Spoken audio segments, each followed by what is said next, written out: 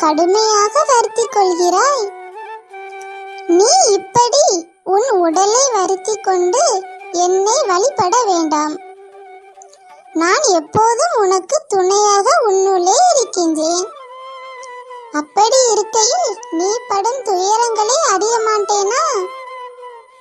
நான் உன் வேண்டுதலை என்றும் அலட்சியப்படுத்துவதில்லை. ஆனால் நீ உன்னை இப்படி வருத்திக் கொள்வதை என்னால் தாங்கிக் கொள்ள முடியவில்லை. நீ இப்படி வருத்திக் கொண்டு உன்னை சூழ்ந்துள்ள துயரங்களான திரும்பிய திசையெல்லாம் ஏமாற்றம், துரோகம், வஞ்சகம், ஏழ்மை, இன்னும் பல வழிகள் நீங்க வேண்டி முழுமையாக நம்பும் உன் சாய் அப்பாவை எண்ணி வேண்டிக் கொள்கிறாய், சரிதானே? உன் மனதில் இருப்பதை நான் அறிவேன்.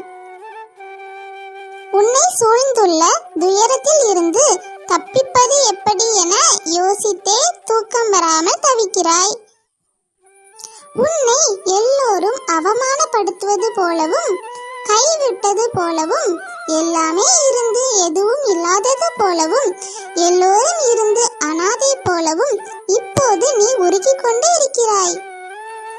என் செல்ல குழந்தையே, அனைத்தும் நான் அறிவேன். உன் மனம் சங்கடங்களை நினைத்து நம்பிக்கை இழக்கின்ற காலகட்டத்தில் தான் இருக்கிறாய்.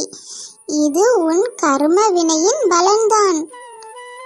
நான் உன் கர்ம வினைகளை அழித்து அதை உனக்கு சாதனை காலமாக மாற்றதான் போராடி கொண்டு இருக்கிறேன்.